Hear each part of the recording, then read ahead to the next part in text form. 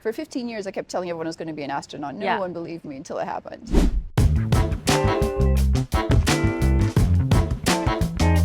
Okay, welcome everybody to What's Up, the Prosperity Podcast for clarity, leverage, and growth. Today, we're very lucky and very grateful to have a real-life astronaut in our midst. Welcome to What's Up, Nicolina. Thank you very much for having me. She is a Scottish-born entrepreneur, astronaut, and motivational speaker. She lives right here in Singapore. Thank you so much for joining us. Thank you for having me. So, how did you end up as an astronaut? I think that's the biggest question. Can you bring us through your journey, And in Singapore. How long do we have? It was a very long and windy road. It was a very, very distant story. I mean, it started off, I was born in Scotland. Yes. And back in the 70s when I was born, there was no Scottish Space Agency, there was no British Space Agency, and in fact there was very few around the world. I mean, Singapore now officially this week starts their own space agency. So, back in the 70s there really wasn't anything. So for me, it wasn't a case in point of looking at the stars and thinking one day I'm going to conquer that. It was a case in point of survival. So for me, I ended up doing a lot of business. I ended up, to cut a long story short, otherwise I'll be here for all day, which I'm quite happy to do too. But we can come back to certain parts of the story. But I went into business, and from business I ended up doing a lot of different kinds of works that gave me the aptitude to ended up flying helicopters, and from helicopters I had a passion about space because I met some people who were training to be astronauts, and it kind of escalated from there. I mean, in 2000, the International Space Station was open. So in 2000, you have the International Space Station. So when they put it up in the sky, I remember seeing it on TV, and you saw an American and a Russian shake hands in space. And it was the first time, during Cold War, there was a war on ground. In the middle of space, two people whose country leaders hated each other were sharing a space together that they thought they wanted to be friends. So I was like, I want to be part of this. I want to find out how there can be peace. There can't be peace on Earth, but there can be peace on space. So I wanted to find out how to get into it. So from that, I started training with different astronauts in Russia, and I worked with the European Space Agency a little. Then I went across to America, and I kind of pushed my way through. I was a very, very determined young lady. Yes, I'm sure. You were also trained for like 15 years before you. For 15 years, I kept telling everyone I was going to be an astronaut. No one believed me until it happened. So you trained in Russia first? I did. So I trained as a helicopter pilot first. And from that training, I ended up meeting some people who were training with Russian cosmonauts in Russia. So I paid my way into training with them. So from there, I ended up doing some training with them. And then I thought I'd buy my ticket with Virgin Galactic, because they at the time were quite prolific about going to space. Yes, exactly. Unfortunately, haven't quite got there yet. But I kept holding on and hoping that would happen. And through them, they kept doing space training. So we managed to go to the States, and we trained with NASTAR, which gave us the centrifuge. Which is the one where you spin around very fast, and you get this pressure of the G's and the Z's, which is like just the most amazing, just incredible thing to do. Did you get sick after? I did not. This one you pass out because your blood drains from your head the faster you're going. Oh my gosh. The one that people get sick in is called the vomit comet. So that's the one where they're doing parabols up and down in the sky. And when it goes like this constantly, people tend to not feel good. But for me, I loved it. I was just like pushing it further and harder and asking for more and continuously going back for more training. And I just carried on doing it. So then what happened after US and your training there? So I was doing coaching. So I've had several companies over the years. And from that, I managed to pivot myself into training astronauts. So people who wanted to go to space. So a lot of people who bought tickets had to question themselves, why am I going to space? Am I doing this to get off the planet because I don't like it? Am I doing it to get away from my husband or my wife? And genuinely, these are questions you need to ask yourself. Yes, you think, exactly. Are people wanting to go to Mars because they don't like themselves, or they want to go to Mars because they want to make the world a better place? Yes. So I started to coach them. I went through a lot of different training with different peripheral people. And from that, the opportunity came up with Blue Origin. Yes. So they're the ones that called me and kind of went, hey, I know you were qualified for this, but there's a seat available if you want it. So that is awesome. Like how you attract opportunities to yourself. Absolutely. Determination and perseverance. When they called you, what was your thought process? How did you, from then to going up to space? What was my story? My life is all about stories. And so it was all by a Zoom call that they said, hey, Nicolina, there's a seat available. Would you like it? And I was like, oh, hold on. I need to ask my daughter first. And they were like, what? And in fact, I think there was a little bit of them being upset because they were like, well, you've got an hour to make a decision and the seat goes to someone else. So at the time, the launch was going to happen 3 months from then. So they knew they wanted someone who had the capability, was ready to fill a seat because the previous person had decided to pull out. So I called my daughter, and of course she said yes, but she didn't believe me because for 15 years I kept saying, Mom is going to space, I'm going to be an astronaut. And she's like, sure you are, Mother, sure you are. And then when I called her and I said the opportunity came up, she's like, sure, of course you are. So I got ready to go. I was planning it. I threw a big party to announce it to all my friends. Did you really? Wow. I said, that's it. And it all came as a crescendo together on my birthday. So my 50th birthday was, I got the information about a couple of weeks before my 50th. So I threw a big 50th with my friends, got them to come around to my place. And I went, guess what? I'm going to space. And of course they did the same. So my daughter said, yeah, sure you are. And I'm like, no, 2 months from now I'm going to launch. 2 months from now I'm going to launch. Yes. So we all get excited about it. And then unfortunately, 6 weeks before launch, I get a phone call. There had been a problem with the launch one flight before mine. So one before mine, they do a test with the rocket. It went up. And there was a problem with the parachutes opening. Yeah. And because of that, they said the FAA, the Federal Aviation Association, decided it wasn't suitable for civilians like myself to be on the rocket until they fixed it. Okay. So everything was on pause for 2 years. 2 years. So then I suddenly thought, oh no, this is the story all over again. It's This like the other space agency saying, we're going to launch, and then they don't, and then things happen. And so I got a little bit disenchanted, but I never gave up my dream. I kept persevering and saying, this is going to happen, this is going to happen, this is going to happen. So over a period of 2 years, there was like a couple of calls in between saying it's going to happen, that it didn't, it's going to happen, that it didn't. You learn a lot during that period. It taught me patience, that's for sure. But yeah, after that, when they finally said, okay, we're now go for launch, I packed up my bags, I went on site, and you're there 3 days before you launch. Yeah. So you go on site, you go into quarantine, you go out, literally you camp out in these big SUVs, they're called silver streamers. Wow. So you have these caravans where you camp out right next to the launch pad. Yes. And you stay there 24/7, you're training. You're getting everything ready, you're doing all the health and safety checks. Lucky for me, because training as a pilot and having all my previous basic space training, I already knew what to do, but a couple of civilians didn't who were in the shuttle with me. Yep. So we trained together, and it was really great to know one another too. And of course, during that period before as well, we all got to know each other mentally as well as physically, because we were on Zoom calls every week just doing a check-in. Yes, of course. So I think that's a big part of it. Behavioral science for me is a big part of how you have to prepare yourself for everything. Yeah. Okay, when you finally went up, like tell us about that. Like when it was like go time, you know. I still get shivers from the day that happened. So we drive up to the launch pad and you go up, well, I thought during your training, we got told you have to walk up 9 flights of stairs to get to the gantry that leads you to the rocket. So I had been training in my apartment, running up and down stairs, 8 flights of stairs, to making sure I was super fit and super ready for it. But the day of launch, they put us in the elevator, and I was so disappointed. I'm like, oh no! But then I was like really nervous, so I guess the elevator kind of made us all kind of group together. Yeah. So we go to the top of the elevator. The gate opens up, and it's like a really like open air elevator, like the wind's gusting through, and then you get into a hold room. So the hold room is like a bomb shelter, and this is where they ask you for the last time. Yes. Do you really want to go to space? Do you really want to go to space? And you're like, yes, I'm go for launch. So they ask everybody. There was one person who were a little bit shy, might say no. Really? So we were sitting there on tenterhooks waiting to find out, and we all said yes. And they said, okay, now you get into the rocket. So we all climb into the rocket, they close the door, and they count down. Yeah. So they count down for 10. But thankfully in training, we got told the one thing. So even though it gets to 1, and you can hear comm center in your headset, you hear them saying, 3, 2, 1, go for launch. Yeah. We were told count down on the shuttle. 7, 6, 5. We're 6 crew inside the shuttle. So we counted down. And if by 1, the shuttle's not shaking and moving and thrusting up, then you start to worry. Okay. But by then we saw the fire coming up the side of us, and inside we're thinking, oh no, we're going to be roasted. But we were prepared mentally for it, thankfully. Yes. And then we take up, it starts shuddering, shaking, it goes up, and it goes Mach 3 in the air. So it's almost 4,000 kilometers an hour. You're pinned to your seat, you're looking up, you look out the window, you're looking at your monitor, look at the crewmates, and you're immediately thought, oh, what am I thinking? What am I thinking? Oh my goodness. And I was exhilarated and petrified, and the anticipation and exhilaration all encompassed in one. Yeah. And it's just the most incredible experience. Yeah. You're pinned in the seat, you look out the window, and the world on your side just gets smaller and smaller and smaller. Yes. And all you see is a thin blue line between you and Earth.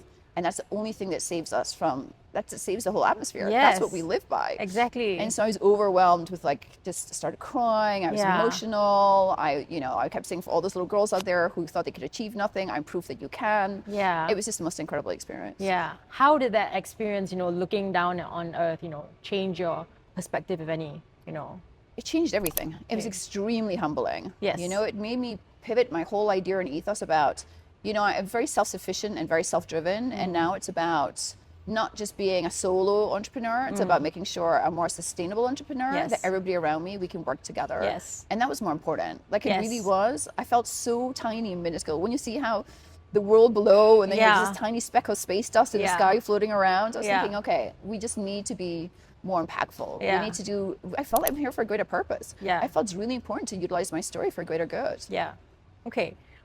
So you were in space for what, 10 minutes? 10 minutes. What Felt did you? a little longer. I felt like Jodie Foster in Contact. I felt like I'd been up there for a year and I Oh came my down and I goodness. was like, it was 10 minutes. I'm no, I swear I was there longer. What did you do in that 10 minutes up there? So everybody it's got a bio button, which is where it sinks into your skin and it basically tracks everything. It tracks how you're feeling, your emotions, your heart rate, your blood pressure.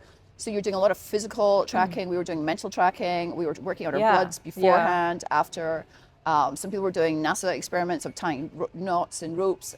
Everybody has a different project. It's not as much as the press talk about you're out there just floating around doing nothing. Everybody has a goal and purpose and a mission. For me, it was more the behavioral side. For me, it was more, how do you take a person who comes from trauma and you put them in space and how it affects them afterwards? And there's a lot of case studies about it now too. I mean, there's a few astronauts who have had, it's really affected them in certain ways. And the integration afterwards needs to be something we need to look at. If we're looking to do extraplanetary systems and people are going to start moving to the moon and Mars and other further planets, we need to make sure they're mentally prepared. We need to make sure going there, being there and coming back, we need to ensure that they're mentally stable for it. So then you came back down to Earth, and then how was that when you touched down?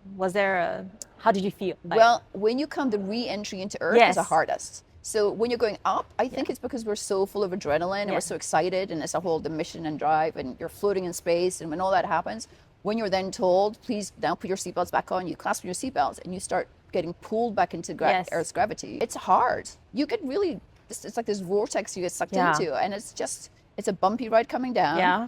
And then there's a little moment it's a little bit scary. We were waiting for the parachutes to open from the shuttle because you're just free flowing into Earth.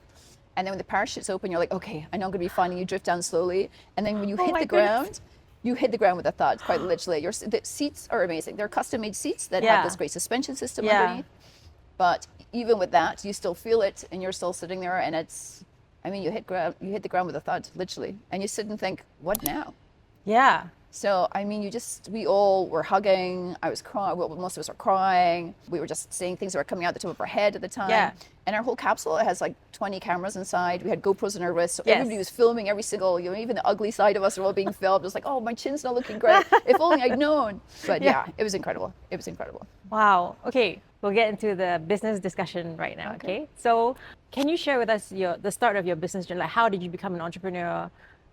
Like from selling Jello shots was yes. I love your stories because they're so colorful and so interesting. Can you please bring us through your entrepreneurial journey? Well, as a young kid, I come from a broken home. So my parents weren't very stable. I had an absentee father. My mother was an alcoholic, and they just weren't capable to nurture my brother and I as parents. Spent most of our time bouncing around different homes and other people caring for us. And my one stable thing was like finding part-time work. I always saw knowledge as being my out and having my own money for my own independence to find a way to find solutions. Yes. So as a young kid, I was doing, at the age of 5, I was doing a paper round. At 5? Yeah, we don't even have papers anymore. Again, showing my age.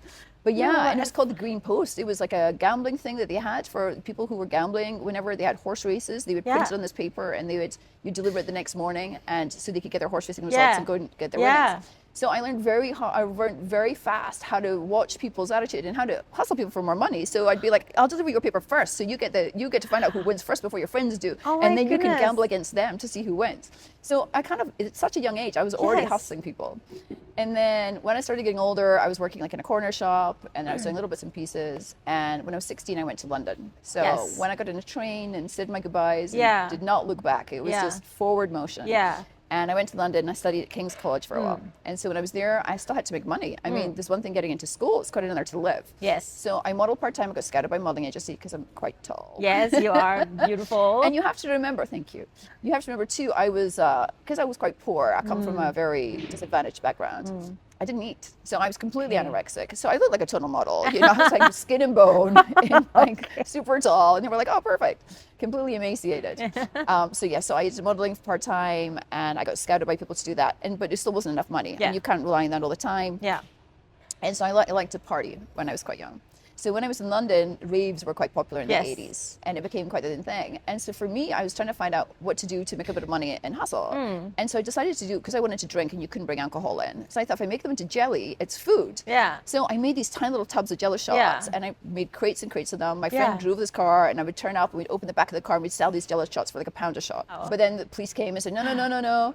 this is food consumption. You need a license to sell food. If you have a restaurant or a license, and I'm like, by then I'm like 16. I'm like, 16, me? How, I have a license? No. Anyway, so I found it fast and quickly. Had to label it, get food consumption, register a company, set it up. At 16? At 16. Wow, wow, okay. So I set all that up in London, and got some business partners. We all started doing it together, and then it kind of forayed, and we started doing other wine trading out of it, and it kind of spiraled from there, which was great. It was really good. I was very blessed and very lucky. So you're talking about your different experiences in the entrepreneurship world, how has, and across industries, right? So how has all those experiences shaped your outlook on, leadership and growth generally? Well, growth is a lot about adaptability.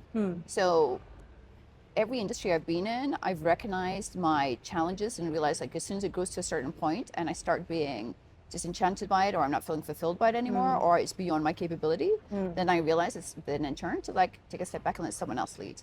And I think that's a really valuable lesson. It's not, you can't always be the boss of your company.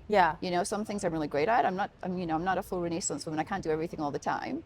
And it's the key, I think, especially for women are good at this, the key is delegation. Our ego doesn't get in the way as much as it does for men. And I think that's a key point, that for us to learn to take a step back and say, well, you know what, this is bigger than me. I can't control this anymore. I'll let someone else take the reins to it. And I'd rather have a small slice and a big pie than a big piece of nothing.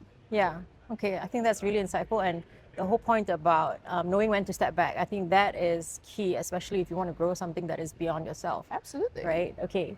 So then you've also talked about your challenges with your health, your cancer experiences. I wonder how have those experiences shaped your outlook on life and your decisions moving failure forward? Wasn't an option. So I definitely learned a big thing through that. I learned that resilience, and you can't fail at something. So whenever I was scared of failure, prior to having cancer, I was always kind of like, oh, if this fails, it's like the end of the world. It's not. It's like so many things that are bigger than you that you really have to be resilient in, and you have to like just look forward. Like, it taught me legacy too. I realized that there was things that I needed to ensure that later in life there was something that I could leave to this world. So then, how old were you when you first had your first diagnosis? My first diagnosis, I was early 20s. Your early 20s, and then throughout, was it? The second one was like early 30s, and then the last one was like late 30s. Oh wow, that is rough. Yeah, because then I ended up having I'm going to go into like the female side to it, but I had cervical cancer, and it had gone through my whole system. So they did a radical hysterectomy. Wow. So suddenly they woke me up during surgery and took everything out and said, oh, you need to sign this bit of form. During surgery? During surgery. So I had no time to think to freeze my eggs or make plans or think about the future. And at the time, I just had my daughter. My daughter was 2 years old at the time. And I hadn't even thought about, am I going to have more kids? Is that an option for me? I'd been told earlier in life I couldn't have children, so the fact that I had one child was a complete miracle for me. But I wouldn't even consider having a second one, but the option was taken away. So for me, I think it made me a lot more determined career-wise, because I became a lot more ambitious. You were mentioning before that you feel like, in general, sometimes a disease can actually start from the mind. And I wonder, and you mentioned that you did go for chemotherapy and all that. Did you also have to go for therapy? Absolutely. For me, psychology has always been the baseline of what I've managed to live my life by. So I've done a lot of different processes to work out how to forgive those who traumatized me. And I think that's a big part of leadership skills, is recognizing and forgiving. Self-awareness and all that. Yes, 100%. So if you can recognize it's not about me, it's about them, and to just kind of pivot away from it, it can be very cathartic. I totally get that. I had a very colorful childhood and growing up, so there was a lot of processing that I had to do for myself as well. So, and do you feel that's an ongoing process for you? Yes. That's good. So it's like but it's annoying in the sense that, because sometimes when I think I'm done with that, some things will happen and there'll be some kind of trigger and I'll get upset. But that's perfectly normal. And then you feel like you're back at ground zero again and you have to start all over again. And it's not, because it means that the fact that you recognize it means you've already gone ahead and you've already progressed from what it was before. Whereas before you'd probably react to it. You'd have a knee-jerk reaction. You'd probably self-sabotage, whether it's drinking or partying or doing something. Or some people, unfortunately, self-harm. People self-sabotage. But you go past that progression and you recognize what's triggering you. And you recognize it's just a trigger. And so it becomes, you're already one step closer to healing. Yeah, exactly. But it is really a journey though. It is, but life's one big journey. It's never ending. So is that how you approach your own journey as well? I do. I see every day as a real testament to survival skills. I mean, I believe that all of us have a challenge and all of us make that decision. And depending on how forcefully we want to go ahead with it or how gently we want to go ahead is really within our own reach and within our own power. As a testament of survival skills. Okay, I'll remember that. That is really, really interesting. I think the next thing we were going to talk about was being a woman in business. Okay, so I wrote some notes I thought was really important to share today. So I thought about the things we were going to discuss and what I felt was going to be really important to give to the future generation. So for me, I'm a woman who likes to stand on her own laurels and says, okay, I walk the walk and I talk the talk. So if I say that somebody should be doing something, I really want to be the person doing it too. Yes. I don't want to be this haughtier speaker who just, doesn't do anything that's of any gravitas. Yeah. And I think it's important to actually practice what we preach. Yes. So there's a few key words I thought was really important for young women, and I wrote them down just in case I forget. Okay, so for young girls out there, please don't wait to be chosen. It's really important you choose yourself. Yes, I agree. And then we need to build capability. Okay. So we undervalue ourselves too much. And so we are far more capable than we realize, and we need to build upon that. Yeah. And that is integral. And everything we do in business, in life, and whatever, even friendships, it's a good thing to do. Okay. Yes. Your past does not define your future. And this, for me, I'm a walking example of that. I'm a poor girl from Scotland who came from nothing, literally on the wrong side of the tracks. And here I am sitting in podcasts, being interviewed around the world, the United Nations getting awards, went to space and literally touched the stars. It shows you do not feel trapped by your past. Yeah. Please always think about your future. And knowledge is key. Most important thing, be a ferocious reader. Be a ferocious listener, listening to all these great podcasts. Just keep learning. Every day is a learning curve. Yeah. Knowledge is your key, and always be curious. Ask a million questions, listen to all these great information that people are telling you, and just ferociously digest it. And be curious. Just keep asking questions all the time. Okay, thank you.